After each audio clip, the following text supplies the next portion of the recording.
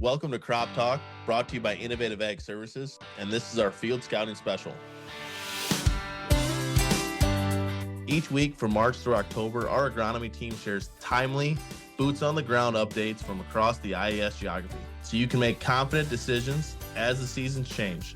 Today, you'll hear a quick regional update from our IAS agronomists, including what we're seeing in the fields right now, what to keep an eye on next, and a few practical scouting reminders you can put to work this week. I am your host, Nicholas Giesman. This week, we are fortunate enough to have Sam Farrington, our Precision Ag Manager, being a guest speaker. So we will hear some good information on precision ag and sampling. I'm going to start it off by kicking it to Nick in Ellsworth for a regional update from him. Thanks, Nicholas. Planters are out here running in Ellsworth. With the rain for the past couple of weeks, our farmers have really been chopping at the bit to get out there, and now it's time. As I'm walking these fields, I'm beginning to see more and more weed pressure pop up, specifically in the hedgerows. Nothing has been too big or out of control, but the weeds are definitely present, and it's time for you to be thinking about your pre-herbicide pass. Environmental things that we should be looking at would be the field conditions. While the tops of a lot of these fields are dry, once you get below the ground, a lot of moisture is still lurking there. And going out too early could cause you some sidewall compaction and mohawk roots as the season goes on. Next, I'll kick it over to Owen for our Northwest region. Thanks, Nick. This is Owen Heatland in the Cleves office covering Hardin, Grundy, Franklin, and Butler counties. Similar to what Nick said, we are warming up, drying out. Should see planters rolling later today and tomorrow with some rain in the forecast for later this week. I would say that the rain does not bother me as it is going to be warm when we receive the rain and warm afterwards. So, we've given the go ahead to see planters move forward. I think a lot of guys will get started here in the next day or two and make sure everything works and then kind of see what the weather happens over the weekend. We are also still running ammonia, dry fertilizer, and spraying. The other things that we're seeing out in the field are weeds, rye burn down, just making sure that nightly temp is over 50 degrees when we get started spraying so we get good activity on the weeds. Other than that, it's full go. So with that, I will kick it over east to Melissa. Thank you, Owen. I'm Melissa Schumann in Northeast Iowa, specifically Clayton County. Still, we've got cool soil temperatures, so if we are choosing to plant here, I would suggest we select hybrids with that high emergence and seedling vigor scores to make sure we get the best possible start to our field. There's a lot of consideration on cover crop termination. Last week, we saw a lot of rapid growth with the rain, but we did see freezing temperatures for 3 nights in a row here in Northeast Iowa. So check the forecast before we are considering that termination spray pass on those cover crops, and check to see how much growth we have in the field to see if we need to adjust those chemistry rates to make sure we have proper termination. The other watch out I've had is to be field aware. Although many of our fields here are looking that they are dry from the surface, any of your perennial wet spots are showing up, and so be prevalent prior to taking out heavy equipment to your field. Make sure you check them with a side-by-side or a truck to ensure that you aren't taking a wasted trip up, because we go neighboring fields, we are finding those wet spots, and it can lead to a longer term problem, especially with more rain in the forecast. So that is what Northeast Iowa is looking like. I'm going to pass it down to Nicholas in our Eastern region. Thank you very much, Melissa. This is Nicholas Giesman covering Dubuque and Jackson counties down here in Eastern Iowa. As you've heard already, we were wet, kind of drying out. Guys are getting out there. We're doing some dry fertilizer. Ammonia's kicking back up. A few guys are getting eager, whether they're going to start today or tomorrow. Get out there, try some acres planting, just make sure everything kind of works, and then kind of see what the weather does through the weekend, end of the week with some chances of rain. We are getting some hay spraying done, killing off some broadleaves in there, going into some pre-spraying and some burn down and cover crops. As the weather warms up, we're looking at some really good overnight temperatures for getting a good activity and good kill, like Owen mentioned. So as things keep kicking off, I think we're going to get really ramped up and really kick off the planting season here in this week or next, going into the spring.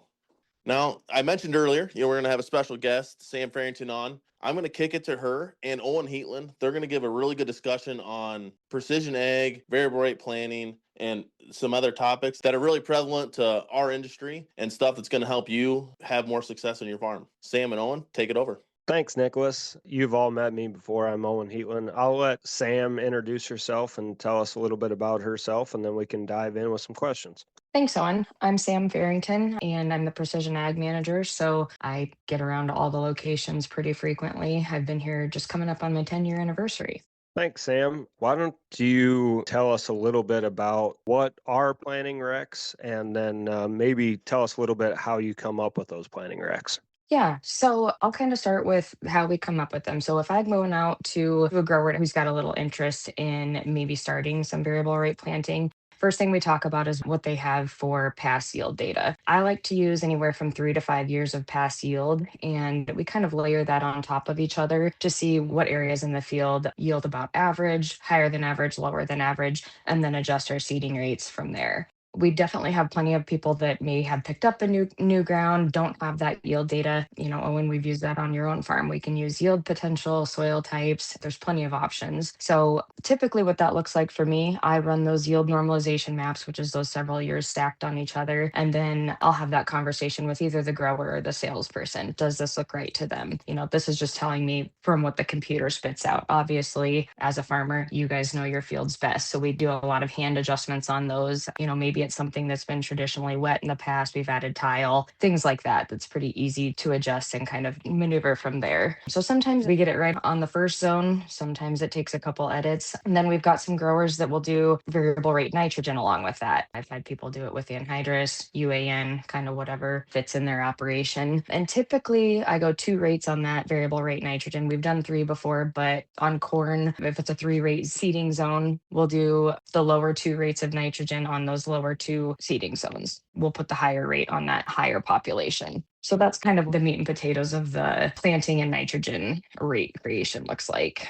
I would add in that while we work with Sam, it's a joint task. So Sam builds those maps, and then any of us agronomists would take those maps and then look at what hybrids we were going to put on that field. And, some hybrids, the high end may be 34,000. Some hybrids, the high end may be 42,000. So it's a kind of a combined effort between the both of us to figure out, what the zones should look like from the yield from her standpoint, and what the hybrid is capable and should do from our standpoint. And then, of course, we bring the farmer in to get their opinion and see if maybe this zone doesn't look right or needs to be changed, etc. So then, Sam, after guys planted and he's coming into fall and going to harvest, how does he look to see if those recs did what they're supposed to? And in that silver program, what else is included? What comes with those planting recs on the backside? So obviously we collect your as planted data, whether that's through a cloud base or we come out to your field and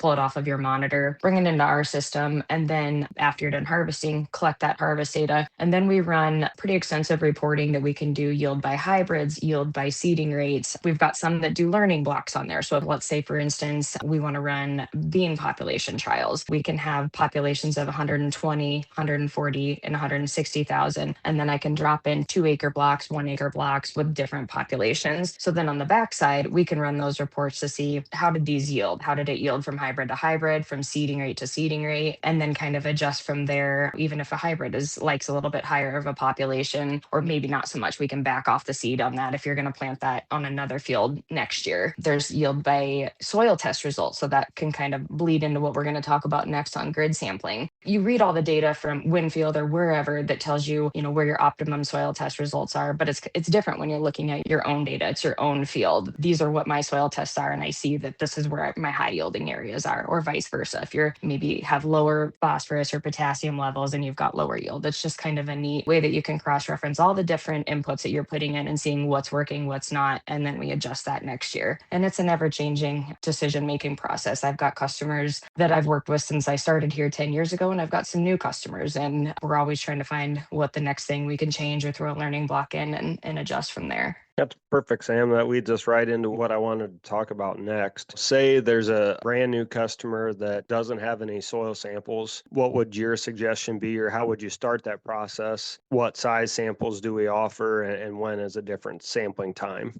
So I always go into those conversations. I know this can be overwhelming, right? There's a lot of different options. There's a lot of different technology that just seems a little intimidating if you're not doing anything. So if it's a customer that has no soil sampling, no precision, nothing, I say start off with a 2.5 acre grid that gives you a better view of all across your field and just go with the basics. That's going to test for us on our basic package is your P, your K, your pH, and your organic matter. That's going to give you a really good starting point on what your soil nutrient and your soil health looks like. We do offer 2.5 acre grids, 3.3, 4.4, and then we also have a manure management plan that we're not making any recommendations off of that. So if you're looking to get into a little more precision, that's probably not the one that I would recommend. But for a brand new starter, I would just start with that 2.5 grid, start little and start on your just basic and try to get your macros where they need to be and maybe start with some variable rate fertilizer and go from there before jumping bull feeding with planting recs and you're looking at your micronutrients and all of that. We start small. If you're curious about your micronutrients, I always suggest maybe talk to your agronomist about pulling some tissue sampling and some tissue samples in season, kind of give you a feel for what's actually happening in your plant. And then if you want to adjust your soil sampling, maybe at your next sample time, that'd be something to consider. You can add lots of stuff to that test. And like Sam said, it's good to have a conversation between her and any one of your agronomists of what's your most limiting factor and what are you after. The other thing that I would say is after being here long enough and seeing a lot of 4.4 acre grids slowly move to a 2.5, you don't really think that there's a difference, but I can assure you, I can show you lots of examples where a guy has been spreading at 4.4, we go to 2.5 and there's differences in between the grid where maybe there was spots that needed fertilizer that weren't, or vice versa. Maybe there were spots that were getting fertilizer and in between it was high. So we changed those areas and fixed a problem we didn't even know we had. So I think lastly, Sam, let's talk a little bit about sample timing because you can go spring, fall, summer. What are the reasons to do any of them and why do you like one better than the other? Spring versus fall has kind of been a hot topic in the last, honestly, 8 years. We talk about it with our soil sampling company. I talk about it with other co-ops. So I guess just some things to think about that I'm seeing more and more people move to after plant sampling. I think just to preface this, that the most important thing is to choose your timing and just stay consistent with it. You'll see a little bit of a change, but nothing massive or notable that's going to change like your fertilizer input process. So for me, I prefer to see the after plant sampling just for the sake that temperatures are more stable in the spring.